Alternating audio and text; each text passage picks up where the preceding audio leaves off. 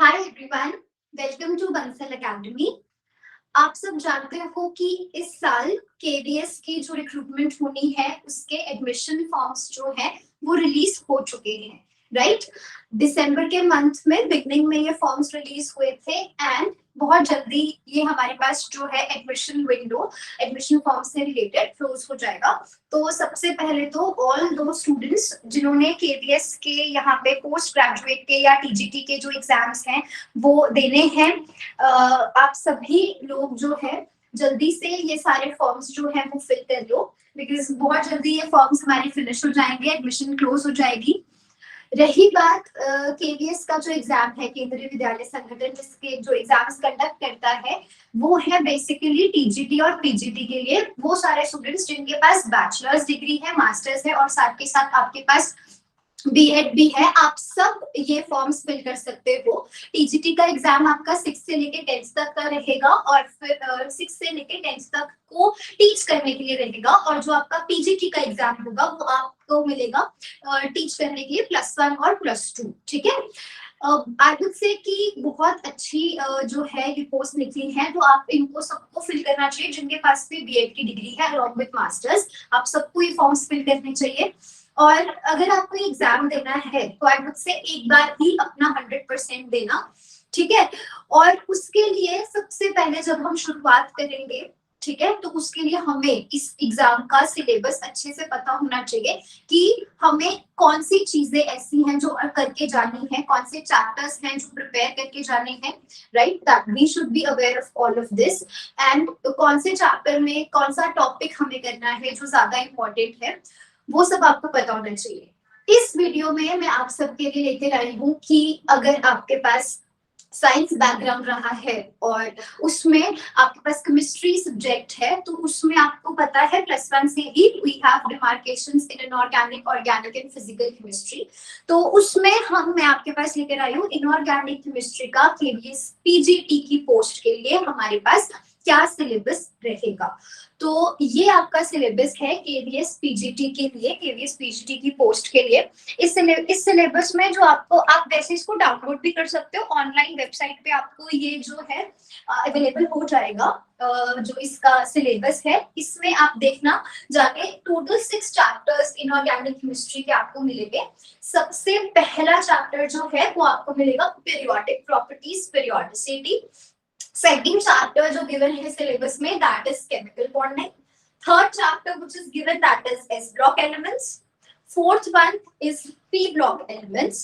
Fifth will be your D and F block elements. और last chapter जो हमारे पास रहेगा that is metallurgy. अब ये 6 टॉपिक्स हैं, इनमें से ना कोई भी ऐसा टॉपिक नहीं है जो आपको +1 या +2 की बुक्स में एनसीईआरटी में देखने को ना मिले। 6 के 6 चैप्टर्स आपके एनसीईआरटी में से हैं, फाइन। बट इस मिसअंडरस्टैंडिंग में, इस मिसकंसेप्शन में मत रहना कि आपको सिर्फ +1 और +2 की एनसीईआरटी बुक को ही फॉलो करना है और उसी में से आपको सारे क्वेश्चंस पूछे जाएंगे। No, it is not like that, ठीक है। आपको one thing which I would say is NCERT is the most important book, definitely उसको करके जाना है। ये 6 के 6 चैप्टर्स आपने एनसीईआरटी में से प्रॉपर्ली कवर करने हैं उसकी बैक एक्सरसाइजेस के साथ साथ। बट क्योंकि ये आपका जो एग्जाम है वो पीजीटी पोस्ट के लिए है और आपकी क्वालिफिकेशन जो है वो आपकी मास्टर्स लेवल तक की चेक की जाएगी, है ना। तो उसके लिए आपको अपना जो लेवल है चैप्टर्स को लेके वो थोड़ा सा लाइक अपग्रेड करना पड़ेगा। एटलीस्ट मास्टर लेवल का अपने ये सारे 6 के 6 चैप्टर्स में से कवर करना है। Okay, now talking about inorganic chemistry, 6 ये जो chapters है ना, one thing which I would like to tell you is that inorganic chemistry में थोड़ा सा cramming रहता ही रहता है। Concepts बहुत अच्छे हैं, concepts आपको definitely पता भी होने चाहिए, पर इसका जो एक plus point मैं बोलूँगी वो that is थोड़ा सा क्रैमिंग है इसमें। और क्रैमिंग लोगों को लगता है कि अगर हम क्रैम करेंगे चीजों को तो फिर मुश्किल लगती है क्रैमिंग किसी को। बट आप खुद सोचो, एग्जाम में एक साइड पे न्यूमेरिकल आता है, आपको फॉर्मूला पता है, सब कॉन्सेप्ट पता है, बट अगर आपसे कैलकुलेशन मिस्टेक थोड़ी सी भी हो जाए तो आपके मार्क्स कट हो जाते हैं। But cramming is like once you've read the concept, you've understood it and you have learned it, exam mein you will attempt it. If you're aware about it, you will attempt it. If you're not aware about it, you will not attempt it, right? So these are very like we can say easy going MCQs. Okay, तो I would से जिसने भी PGT chemistry का आपके पास attempt करना है paper, inorganic chemistry मेरे हिसाब से आपके लिए बहुत हेल्पफुल रहेगी। उसके 6 चैप्टर्स आपको करके जाने चाहिए मेरे अकॉर्डिंग, ठीक है। अब बात करते हैं डिटेल में सिलेबस की। पहला चैप्टर जो है वो आपके पास एग्जाम में आपको मिलेगा पीरियोडिसिटी। आप सिलेबस देखना, उसमें आपके पास पीरियोडिसिटी में आप जो जो पढ़ते आए हो, each and every topic is given to you beginning from the periodic tables. Okay, जैसे कि आपको पता है जो Bernoulli periodic table, then you have modern periodic table, what are the periodic laws which you read about, atomic number की क्या हमें जानकारी होनी चाहिए, mass number, how to write the electronic configurations, बिल्कुल basic से।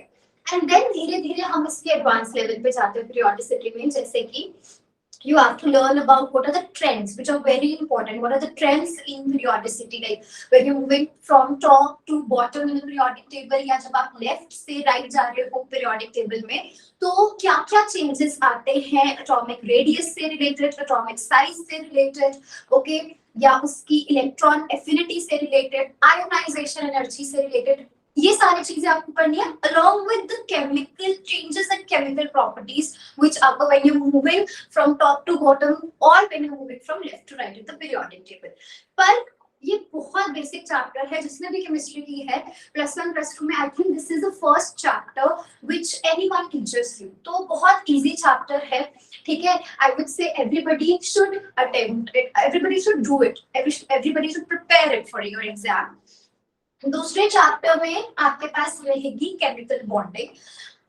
इसका लेवल जो है, अगर मैं कंसेप्ट वाइज देखूं तो कंसेप्ट्स इसके बहुत मॉडरेट लेवल के हैं, ना बहुत इजी है समझने के लिए, ना we can not say that they are very difficult to attempt as well.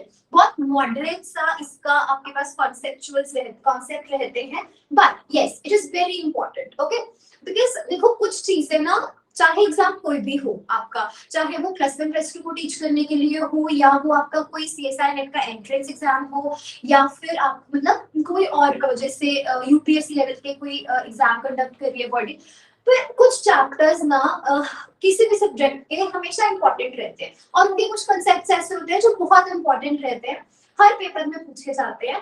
ये हो सकता है हाँ कि चलो +1 +2 में उस क्वेश्चन का लेवल थोड़ा आसान हो सकता है, और आगे आने वाले जो आपके हायर लेवल के जो एग्जाम्स होते हैं उनमें वो थोड़ा सा लेवल अप हो जाता है, ठीक है। बट हाँ, ये chapter chemical bonding that is very important. इसमें हम कौन से टॉपिक्स कवर करते हैं, बिल्कुल बेसिक से आपको लुईस स्ट्रक्चर पढ़ना है, ठीक है, कितने टाइप के बॉन्ड बनते हैं, ionic bond, covalent bond, coordinate bond, Lewis structures के बारे में आपको पढ़ना है। फिर valence bond theory, valence bond theory के अकॉर्डिंग किस तरह की बॉन्डिंग होती है पी ब्लॉक एलिमेंट्स में, वो सब चीजें पढ़ती है।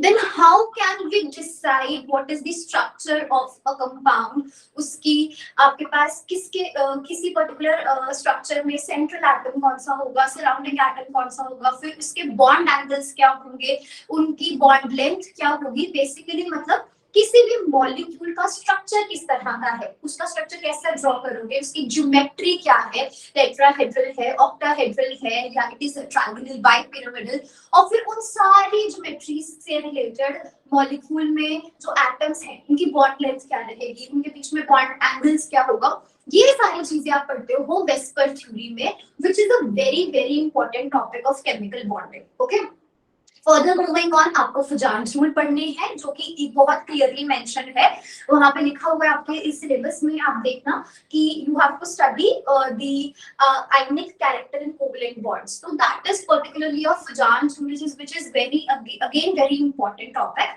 जिसमें से क्वेश्चंस पूछे जा सकते हैं। डाइपोल मोमेंट के बारे में हमने पढ़ना है इसमें केमिकल बॉन्डिंग के चैप्टर में। ओके, सो ये सारी चीजें हम डिस्कस करेंगे केमिकल बॉन्डिंग के। मॉलिक्यूलर ऑर्बिटल थ्योरी जो आप डिस्कस करते हो केमिकल बॉन्डिंग में, आपके पास क्या क्या चीजें आ जाएंगी। सबसे पहले तो Lewis structure, you have to discuss about BBT, you will discuss about VSEPR theory, इसके बारे में पढ़ना है। उसके साथ साथ हम क्या करेंगे और ज्यादा, फुजान रूल बहुत ज्यादा इंपॉर्टेंट है, उसके बाद MOT is important, dipole moment, ये सभी चीजें आपको पढ़नी है केमिकल बॉन्डिंग में, ठीक है।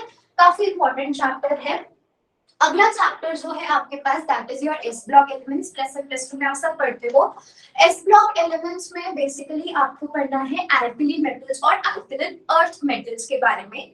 क्या उसमें ट्रेंड्स रहते हैं जब आप टॉप से बॉटम आते हो, again ionization energy, electron negativity में क्या क्या चेंजेस आते हैं। फिर कुछ चीजें ना ऐसी होती है जो हर ग्रुप को अलग बनाती है दूसरे से, ठीक है। जैसे आप सबने सुना होगा कि जो एल्कली मेटल्स है उनको जैसे ही आप अमोनिया सॉल्यूशन में डिसॉल्व करते हो उनका जो सॉल्यूशन है वो कंडक्टिंग बन जाता है। ऐसी प्रॉपर्टी सिर्फ एल्कली और एल्कलाइन अर्थ मेटल्स में है। तो ऐसी चीजें जो एक स्पेशल बनाती है किसी ग्रुप को, वो वाला टॉपिक आपका वैसे बहुत इंपॉर्टेंट हो जाता है ना। तो ये एस ब्लॉक एलिमेंट्स में आपने जो स्पेशल फीचर्स हैं related with S block elements, उन सब चीजों को बहुत अच्छे से पढ़ के जाना है। दूसरी इंपॉर्टेंट चीज, एक तो आपके पास ये हो जाएगा एस ब्लॉक एलिमेंट्स का अमोनिएटेड सॉल्यूशन जो है, अमोनिएटेड सॉल्यूशन, उसकी बेसिकली प्रॉपर्टीज आपको पढ़नी है। Those are very important, this topic is very important. उसके बाद ना alkali metals they impart colour to flame, okay. ये वाला जो टॉपिक है this again is very important which I would say कि हर स्टूडेंट को पढ़ के जाना चाहिए। बाकी एस ब्लॉक एलिमेंट्स में जो ट्रेंड्स हैं वो सब आपको पता है। फिर दूसरी चीज जो इम्पोर्टेंट है इस चैप्टर में वो है कि आपको पता है सोडियम, पोटेशियम, कैल्शियम, मैग्नीशियम, ये सभी एस ब्लॉक एलिमेंट्स हैं। इनके सॉल्ट्स वो बहुत इंपॉर्टेंट है, जैसे जिप्सम हो गया है ना, उसके बाद बेकिंग सोडा, वॉशिंग सोडा, ये सारे बहुत इंपॉर्टेंट है। ये सारा पार्ट आप एस ब्लॉक एलिमेंट्स में कवर करोगे। Moving on further to P block elements, हमें क्या क्या पढ़ना है देखो, सिलेबस में बहुत क्लियरली मेंशन है कि जो आपका 13 ग्रुप और 14 ग्रुप है वो आपको कंप्लीट पढ़ना है। जैसे कि उसमें ट्रेंड्स क्या है, फिजिकल प्रॉपर्टीज में क्या ट्रेंड्स रहेंगे, केमिकल प्रॉपर्टीज में क्या ट्रेंड रहेंगे, और उसके बाद इनके जो कंपाउंड्स हैं उनका स्ट्रक्चर कैसा होगा और उनकी रिएक्शंस कैसे होगी। ये चारों चीजें आपको ग्रुप 13 और 14 में पढ़नी होती है। पर सिलेबस में ध्यान से देखना, ऐसा भी होना चाहिए कि जो सिलेबस में चीज गिवन ही नहीं है वो भी हम पढ़ के जा रहे हैं, ओके। तो उस वो नहीं आपको चीज करनी है, फाइन, यस। नेक्स्ट, तो इसमें जो हमारे पास है 15, 16 और 17 ग्रुप्स, ये आपने अच्छे से करके जाना है। इसमें ना बहुत क्लियरली मेंशन है कि आपको पूरा नहीं करना है। इसमें सिर्फ ऑक्सो एसिड्स किसके पढ़ने हैं, फास्फोरस, सल्फर और हाइड्रोजन के, और उनमें भी इनका सिर्फ स्ट्रक्चर आपको पढ़ना है और कुछ भी नहीं है, ठीक है। और फिर केमिकल रिएक्टिविटी के ट्रेंड्स आपने सारे कवर करने हैं। तो मतलब फास्फोरस के नीचे जो आपके एलिमेंट्स हैं, ठीक है, आर्सेनिक, एंटीमनी, बिस्मथ, उन सबसे रिलेटेड कोई ज्यादा इंफॉर्मेशन हमें कवर नहीं करनी है, ठीक है ना। हमें बेसिकली इनकी ऑक्सो एसिड्स के स्पेसिफिकली स्ट्रक्चर, और जब क्लियरली मेंशन होना तो ये टॉपिक तो वैसे ही बहुत इंपॉर्टेंट हो गया है, इसको अच्छे से करके जाना है। D and F block elements में ये बोलूंगी कि कुछ स्टूडेंट्स ना, मैंने जितना खुद भी पढ़ा था अपने लेवल में क्लास प्लस टू में, तो बहुत मेरे फ्रेंड्स और आसपास के लोग ना ज्यादातर इस चैप्टर से पता नहीं क्यों बहुत दूर भागते हैं, नहीं करते हैं उस चैप्टर को, नहीं पढ़ते हैं। बट एक बार कोशिश करना, this is a very I would say interesting chapter. Once you get the concept तो आपको बहुत मजा आएगा पढ़ के। D and F block elements में सबसे ज्यादा हमारे पास जो है वो प्रॉपर्टीज KMnO4 की और पोटेशियम डाइक्रोमेट की ना, ये काफी इंपॉर्टेंट होती है, ये आपको जरूर करके जानी है। रही बात एफ ब्लॉक एलिमेंट्स में, एफ ब्लॉक एलिमेंट्स में देखो सबसे पहले तो आपको इलेक्ट्रॉनिक कॉन्फ़िगरेशन सारे एफ ब्लॉक की पता होनी चाहिए, लैंथेनॉइड्स की भी, एक्टिनॉइड्स की भी। उसके बाद इलेक्ट्रॉनिक कॉन्फ़िगरेशन के बाद आपने ना डिफरेंसेस पढ़ने हैं कि जैसे ऑक्सीडेशन स्टेट टॉपिक लगा लो, डी ब्लॉक एलिमेंट्स की ऑक्सीडेशन प्रॉपर्टीज कैसी और एफ ब्लॉक एलिमेंट्स की ऑक्सीडेशन प्रॉपर्टीज कैसी हैं, ये आपको पढ़ना है। साइज में या जो कॉम्प्लेक्सेस बनते हैं, डी ब्लॉक के कॉम्प्लेक्स कैसे बनते हैं, एफ ब्लॉक के कॉम्प्लेक्सेस कैसे बनते हैं, इस तरह से ना आपको हर चीज में डिफरेंस क्रिएट करना है कि डी ब्लॉक की क्या प्रॉपर्टीज है, एफ ब्लॉक की कौन सी प्रॉपर्टीज है। द मोस्ट इंपॉर्टेंट टॉपिक जिसमें से श्योरिटी है क्वेश्चन आने ही वाला है, वो होगा आपका लैंथेनॉइड कॉन्ट्रैक्शन। ये टॉपिक सब ने जरूर करके जाना है, ठीक है। इसमें से जरूर क्वेश्चन पूछा जाता है एंड इजी है। एफ ब्लॉक एलिमेंट्स में बस इलेक्ट्रॉनिक कॉन्फ़िगरेशंस याद करनी मुश्किल होती है, जिसके लिए आप निमोनिक्स देख सकते हो। अगर आपको निमोनिक याद कर वे निमोनिक वाला वे इजी लगता है तो वैसे याद कर सकते हो कॉन्फ़िगरेशंस को। लास्ट टॉपिक जो हमारे पास बचेगा दैट इज मेटलर्जी। इसमें ना मेटलर्जी में बहुत ज्यादा क्रैमिंग होती है, ठीक है। मिनरल्स ओर्स के बारे में, कैसे आप मेटल को एक्सट्रैक्ट कर सकते हो फ्रॉम देयर ओर्स, किस किस कौन से प्रोसेसेस है एक्सट्रैक्शन के, वो सब हमें याद करने होते हैं इसमें। अगेन क्रैमिंग है, बट क्रैमिंग का फायदा यही होता है अगर आपको आता है तो आता है, नहीं आता तो नहीं आता। Once you have learned it, surety है कि आप सही आंसर ही टिक करके आओ, है ना। अच्छे से याद करने की चीज है तो वहाँ पे ऑब्वियसली आपका आंसर करेक्ट होगा, आपको वहाँ उस टाइम पे ज्यादा ब्रेन यूज करने की जरूरत नहीं है। यू कैन इजीली, जैसे ऑप्शन लिखा आपको पता नहीं आंसर ये टिक, तो दिस ये फायदा है उस चीज का। तो जरूर करके जाना मेटलर्जी भी। ये सिर्फ 6 चैप्टर्स है पीजीटी में, ठीक है ना, केमिस्ट्री से, इनऑर्गेनिक केमिस्ट्री से related. So from my side I wish you all the very best for your preparation. और अभी से तैयारी शुरू कर दो, डोंट वेट कि कब जब डेट आएगी तब स्टार्ट करेंगे, अभी से तैयारी शुरू कर दो। बिकॉज यू नो हमें हमेशा दिमाग में एक चीज लेके चलनी चाहिए कि हमें जो भी एग्जाम है उसमें टॉप करना है। जब आप टॉप का सोचोगे, ये फर्स्ट आने का सोचोगे, तब इतना वो हो ना, वो मिले ना मिले, पर एग्जाम जरूर क्रैक हो जाएगा। पर अगर हम अभी से ये सोचेंगे कि बस एग्जाम क्रैक करना है, जब एग्जाम आए, जब डेट अनाउंस होगी तब पढ़ेंगे, तो you if you take things lightly, उससे आपका आपका ही रिजल्ट जो है वो स्पॉइल होगा। So from my side, do hard work, do smart work, and all the very best for all the candidates. Or do join do join Pencil Academy. Yeah, we will be discussing all these topics in detail along with the MCQ, along with the practice of the questions. Okay, and बहुत मजा आने वाला है. Wishing you all the very best and hoping to see you then. Okay, thank you.